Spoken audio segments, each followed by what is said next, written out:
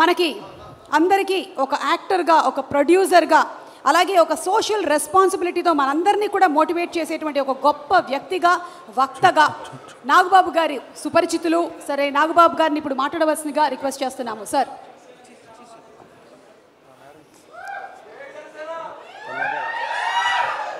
మీరు ఈరోజు ఒక ప్రొడ్యూసర్ గారి హస్బెండ్గా, బెటర్ హాఫ్గా వచ్చారా, లేదా ఒక తండ్రి బాధ్యతలో వచ్చారా, లేదా ఒక యాంకర్గా నాతో మాట్లాడడానికి వచ్చారా? ఈ 3 ఆప్షన్స్లో 4th ఆప్షన్ కూడా ఉంది, వరుణ్ తేజ్కి కంపెనీ ఇవ్వడానికి వచ్చారా? లేదు, సుమా అద్భుతంగా యాంకర్ చేస్తుంది కాబట్టి చూద్దామని వచ్చాను. మిగతా అన్ని పద్మజ గారు, ఐఎమ్ సో సారీ. తర్వాత thank you very much. And అంటే నేను స్టేజ్ పైకి మాట్లాడే ఓపిక లేదు, అది కూర్చొని మాట్లాడతాను. ఇదే అనుకుని అందరూ వినండి. ఈ వంశీ ఏదో డైరెక్టరు, వంశీ తోటి ఒక ఐడియా, మన ఫణి గారు నాకు మంచి సన్నిహితుడైన వ్యక్తి, ఇలా ఒక కథ ఉంది వినండి అంటే నేను పెద్దగా పట్టించుకోవాలా, ఎన్నో కథలు వస్తుంటాయి, ఏమి వినమంటున్నాడు నేను వదిలేశాను. ఈలోగా న్యూయార్క్ కూడా అని అడిగితే నేను వింటాను అంది. న్యూయార్క్ వినిన తర్వాత నన్ను అడిగింది, ఒక్కసారి ఈ కథ విను నాన్న, నాకైతే బాగా నచ్చింది అంటే, ఏముంది వీళ్ళు అంటుంటారు కదా. సరే, నిన్న ఆ వంశీ అనే అబ్బాయి మాత్రం ఆల్మోస్ట్ ఫైటింగ్లో ఒకటిను డ్యాన్స్లో ఒకటి చేయలే, మిగతా అన్నీ స్క్రీన్ మీద చేసి ఇంక్లూడింగ్ హీరోయిన్ క్యారెక్టర్తో చేసి చూపించాడు. కాకపోతే ఆ పెర్ఫార్మెన్స్ కంటే కూడా బిహైండ్ స్క్రిప్ట్ ఎంత పవర్ఫుల్గా ఉందని నేను అది ఆలోచించాను. నాకు చాలా నచ్చింది. నాకు చాలా నచ్చిందంటే ఈ సినిమా పర్ఫెక్ట్గా ప్రజెంట్ చేస్తే మాత్రం మంచి సినిమా అవుతుంది, మంచి సక్సెస్ఫుల్ సినిమా అవుతుంది అని అప్పుడు నేను అనుకున్నాను. అయితే నేను ఒకటి అనుకుంటాం కుదరదు కదా, చాలామంది విని బాగుంది అనుకున్నారు.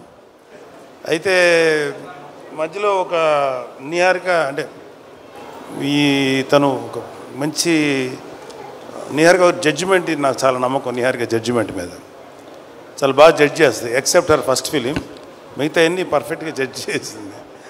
అది సినిమాలో యాక్టింగ్ కానీ లేకపోతే ఎస్పెషల్లీ ఈ ఓటీటీ ప్లాట్ఫామ్స్.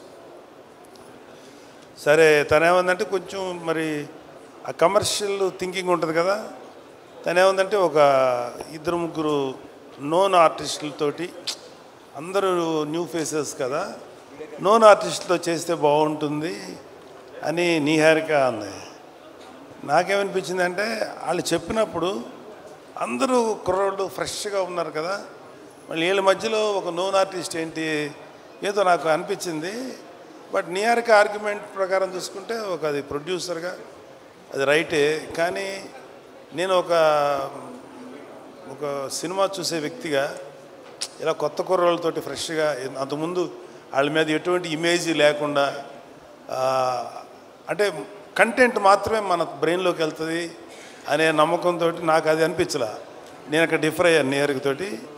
బట్ అల్టిమేట్గా డైరెక్టర్ అనుకునేది చేశాడు. నేను ఇప్పుడు ఇందాక దిగి లోపలికి వచ్చే ముందు జనరల్గా నేను చుట్టుపక్కల యాంబియన్స్ ఏదో పెద్ద ఆలోచించను, కానీ అక్కడ ఈ పోస్టర్స్ 2 చూసిన తర్వాత చాలా బాగా అనిపించింది. నాకు చాలా ఫ్రెష్గా చాలా బాగుంది అనిపించింది. అంటే ఒక చిన్న నాస్టాలజీ ఫీలింగ్ ఏంటంటే, చిరంజీవి గారు మొదటి సినిమా పునాదిరాలు చేశారు. పునాదిరాలు చేసేటప్పుడు అన్నయ్య గారు అందరూ ఇంచుమించు ఒక 6-7 మంది కుర్రోళ్ళు అంటూ చేశారు. ఇంచుమించు ఇదే ఏజ్ గ్రూప్ ఉన్నవాళ్ళు అనమాట. అప్పుడు నేను చదువుకున్నాను. నావోబు ఇదిగోరా ఈ సినిమా ఇట్లా ఉందని చూపిస్తే, నేను దీంట్లో ఈ క్యారెక్టర్ చేశాను, ఇలా చేశాను అని అన్నయ్య నాతో షేర్ చేసుకున్నాను. అన్నయ్య కూడా ఎంతూజియాస్ట్. అన్నయ్యకి 26 ఏళ్ళకి వెళ్ళిపోయాడు ఇండస్ట్రీకి. ఐ థింక్ వీళ్ళందరికీ అదే ఏజ్ గ్రూప్ ఉంటుంది, 22, 23, 24. సో 25 ఏళ్ళకి అన్నయ్య నాతో షేర్ చేసుకుంటుంటే, మాకు కూడా మా అన్నయ్య సినిమాలో యాక్ట్ చేస్తున్నారు కదా, అదొక చిన్న సాటిస్ఫాక్షన్ ఉండేది.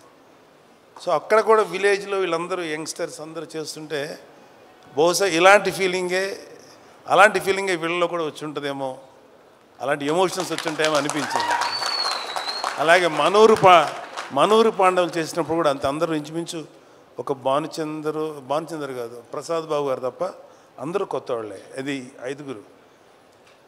సో నాకు అంటే ఇప్పుడు పెద్ద హీరోస్ ఉన్నారు ఇక్కడ, అడవి శేషు ఉన్నారు, వరుణ్ బాబు, తేజు, ఇంకా చిరంజీవి గారు, పవన్ కళ్యాణ్ గారు, డిప్యూటీ సీఎం, ఇవన్నీ కాకుండా ఇంకా వెంకటేష్ గారు, నాగార్జున గారు, ఎన్టీఆర్, నేమ్ ఎనీవన్, అల్లు అర్జును, లేకపోతే ఇంకా చరణ్ బాబు, ఇంతమంది ఆర్టిస్టులు.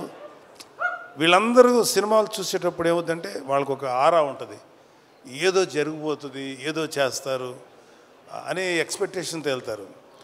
ఇలాంటి సినిమాలకి కేవలం ఒక మంచి పబ్లిసిటీతోటే ముందుకు వెళ్తే 100% సాటిస్ఫాక్షను ఇలాంటి సినిమాల్లో వస్తుంది. ఎందుకంటే మాకు ఏ ఎక్స్పెక్టేషన్ లేకుండా చూడటం వల్ల.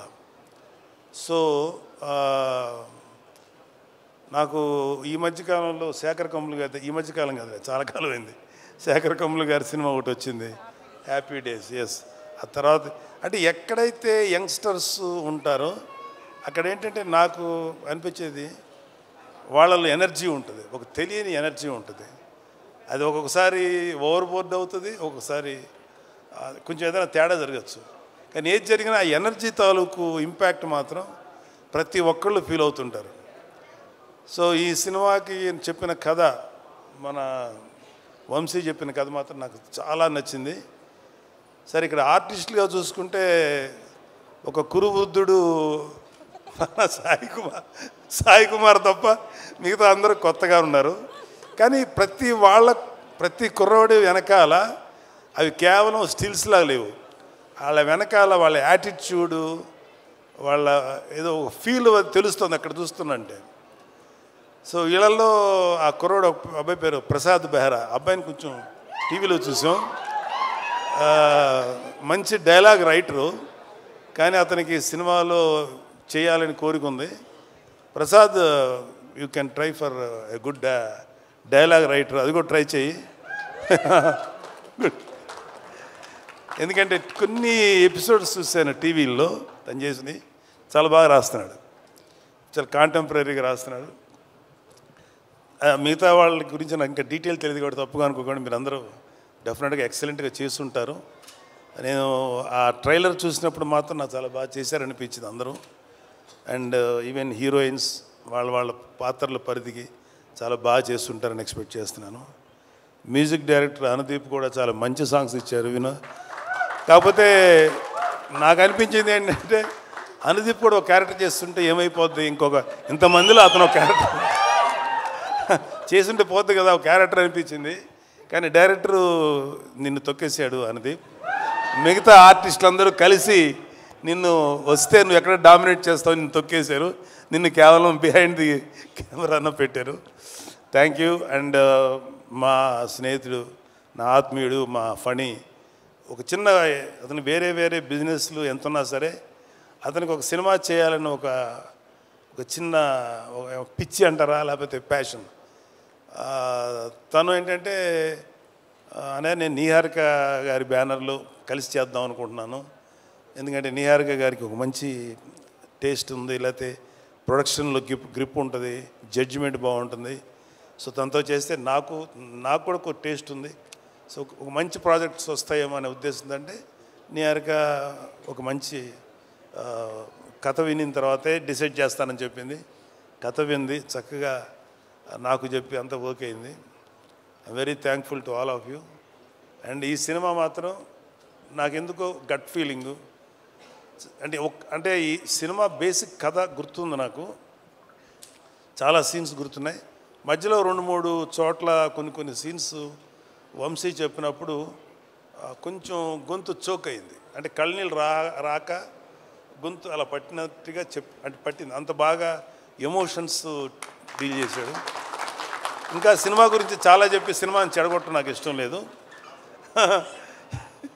కాకపోతే ఈ సినిమాలో ఒక ఫినిషింగ్ టచ్ మాత్రం మీకు ఎక్కడో ఎవరినో ఒక ప్రముఖ నాయకుడిని చూసిన ఫీలింగ్ అయితే వస్తుంది. అతను అది ఇప్పుడు నాయకుడు కాదు, ఎలక్షన్స్కి ముందు యుద్ధం చేసినటువంటి ఒక నాయకుడు మీకు గుర్తొస్తారు. అంతవరకు చెప్పగలను. Thank you. And I'm very happy and I'm proud of my daughter. Course మా అబ్బాయిని చూసి కూడా గర్వపడుతున్నది వేరే సంగతి.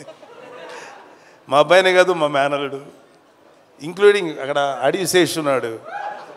అడివిశేష్ కళ్యాణబాబు గారిది పంజాలు యాక్ట్ చేసినప్పుడు అడివిశేష్ మీద కోపం వచ్చేంత విలన్ క్యారెక్టర్ చేశాడు. ఎవడరా బాబు ఇంత దుర్మార్గుల్లో ఉన్నాడు అనిపించింది. కానీ అతని ఇంటెన్స్ యాక్టింగ్ చూసి అమ్మాయి ఆ కోపం వచ్చిందంటే అర్థం ఏంటి, అతను అంత ఇంటెన్సిటీ అనిపించింది. ఆ తర్వాత అతను హీరోగా మారి వండర్ఫుల్ ఫిలిమ్స్ చేశారు. ఒకటే చెప్తున్నాను ఇవాళ ఇంకొక చిన్న విషయం. సుమా, కెన్ ఐ స్పీక్ సార్? మాకు మాట్లాడితే మమ్మల్ని మెగా ఫ్యామిలీ, వీళ్ళు తప్ప ఇంకెవరు ఉండరు అనేటువంటి అలా కొంతమంది ఫ్యామిలీస్ మీద ఈ పనికి మాలిన మాటలు మాట్లాడే ఎదవలు చాలామంది చూస్తారు. మాకు అలాంటి ఫీలింగ్ లేదు. సినిమా ఇండస్ట్రీ మా అబ్బ సొత్తు కాదు, మా నాన్న సామ్రాజ్యం కాదు, మా తాత సామ్రాజ్యం కాదు. అలాగే మన అక్కినేని గారి ఫ్యామిలీయో నందమూరి ఫ్యామిలీ సామ్రాజ్యం కాదు, అందరిది ఇది. సో ఇవాళ అడివిశేషు గారు లేకపోతే ఎంతోమంది యంగ్స్టర్స్ ఫిల్మీ ఫ్యామిలీ సంబంధం లేకుండా దే ప్రూవ్డ్. వాళ్ళకి ఎవరు అడ్డం వచ్చారు? వాళ్ళ టాలెంట్స్ వాళ్ళు పైకి వచ్చారు. ఏమో ఇప్పుడు ఈ కుర్రాళ్ళల్లో ఎవరు ఏ రేంజ్కి వెళ్తారో ఎవరు ఊహించను కూడా ఊహించలేరు. ఏమో ఎంత గొప్పగా వెళ్తారు. ఎందుకంటే ఇవాళ ఒక సినిమాలే కాదు, ఎన్నో ఓటీటీ ప్లాట్ఫామ్స్ ఉన్నాయి. వాటిలో దేంట్లో వచ్చినా అద్భుతమైన పేరు వస్తుంది. సో ప్రతి వాళ్ళు ఫస్ట్ ఏంటంటే ఒక మంచి కంటెంట్ ఉన్న సినిమాకి, కథ ఉన్న సినిమాకి ట్రై చేయండి.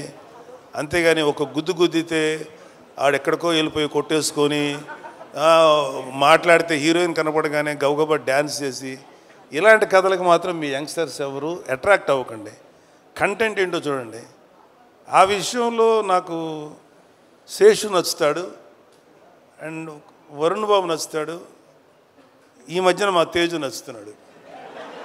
విరూపాక్ష చేశాడు కాబట్టి చెప్తున్నాడు. అంటే అంతకుముందు మా తేజు కొంచెం కమర్షియల్గా వెళ్ళాడు, తర్వాత విరూపాక్ష నుంచి తన ట్రెండ్ మార్చేసుకున్నాడు. విరూపాక్ష అండ్ ఇంకొకటి ఏదో రిపబ్లిక్ ఇలాంటివి చేశాడు. సో ఒక వరుణ్కి నాకు ఒకసారి డిస్కషన్ వచ్చింది, ఎందుకురా నువ్వు కొంచెం కష్టమైన క్యారెక్టర్లు సెలెక్ట్ చేసుకుంటావు, చాలా కమర్షియల్ సినిమాలు చేయొచ్చు కదా అంటే, నాన్న ఒక 100 సినిమాలు రిలీజ్ అనుకున్నానా, అందులో ఒక 10 సినిమాలు కొంచెం డిఫికల్ట్గా అంటే కొత్తదనంగా ఉంటాయి. వాటిల్లో కనీసం ఒక 5 సినిమాలన్నా ఆడటానికి అవకాశం ఉంటుంది. 90 సినిమాలు రెగ్యులర్ కమర్షియల్ సినిమాలు ఉంటాయి. ఈ 90 సినిమాల్లో ఒక 10-15 ఆడతాయి.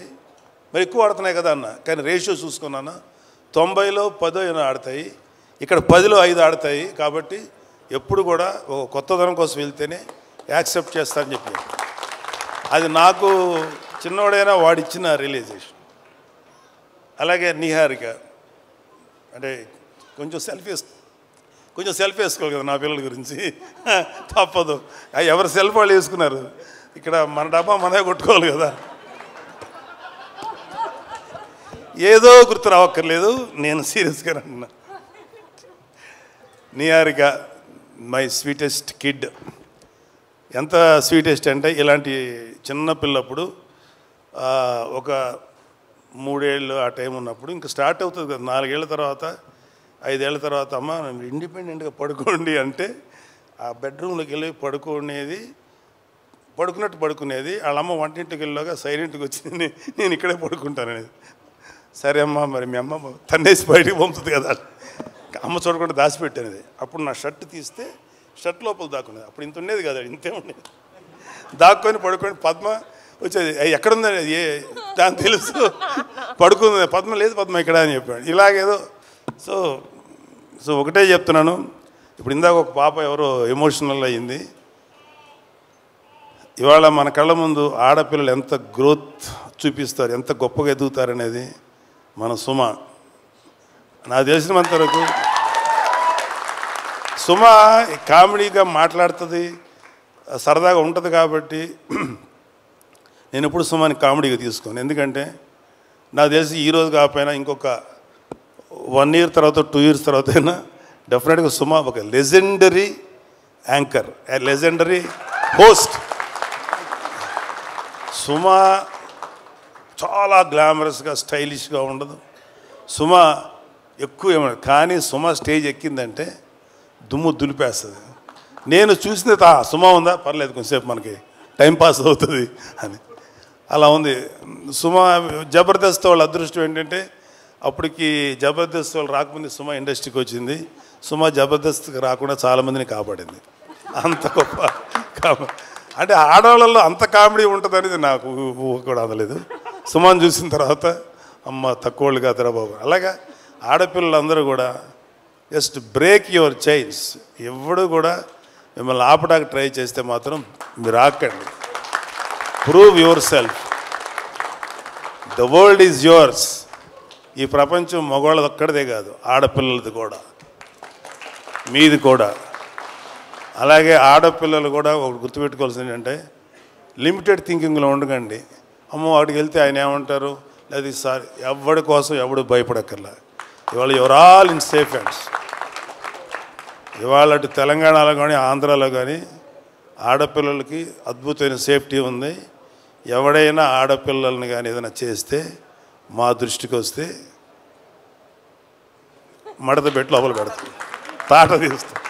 Don't worry. అమ్మాయిలు పాపలు మీరందరూ చక్కగా కష్టపడి మంచి పేరు తెచ్చుకోండి. నాకు ఇంకా అమ్మాయిలు ఇంకా సినిమా ఇండస్ట్రీలో కేవలం గ్లామరస్గా ఉండే క్యారెక్టర్లు కాదు, డైరెక్టర్లు అవ్వాలి, కెమెరామెన్లు అవ్వాలి, మ్యూజిక్ డైరెక్టర్స్ అవ్వాలి. ఇంకా చాలా గ్యాప్ ఉంది. ఇదిగో ఈ మగ బ్యాచ్ని అందరినీ కొంచెం డామినేట్ చేయండి మీరు కూడా వచ్చి. Thank you, all the best. I wish all the best. Come take care. Thank you so much, Nagababu garu. As usual, you inspire all of us andi. And మీరు చెప్పినట్టుగానే ఆడపిల్లలు అన్ని రంగాల్లోనూ ముందుకు దూసుకొని రావాలి. అండ్ ఆ ఆడపిల్లలకి ఇలాగే ఇంట్లో మీలాగా నాన్నలు సపోర్ట్ అందించాలి, అమ్మలు సపోర్ట్ అందించాలి, పెళ్ళిళ్ళు అయిన తర్వాత కూడా వాళ్ళ ఇన్లో సపోర్ట్ అందించాలి. ఒక ఆడపిల్ల బయటకు వచ్చి వర్క్ చేయాలి అంటే కంప్లీట్ ఫ్యామిలీ వాళ్ళతో పాటు నిలబడి సపోర్ట్ అందించాలి అని మనస్ఫూర్తిగా కోరుకుంటూ ఉన్నాము. Thank you sir, thank you so much, wonderful.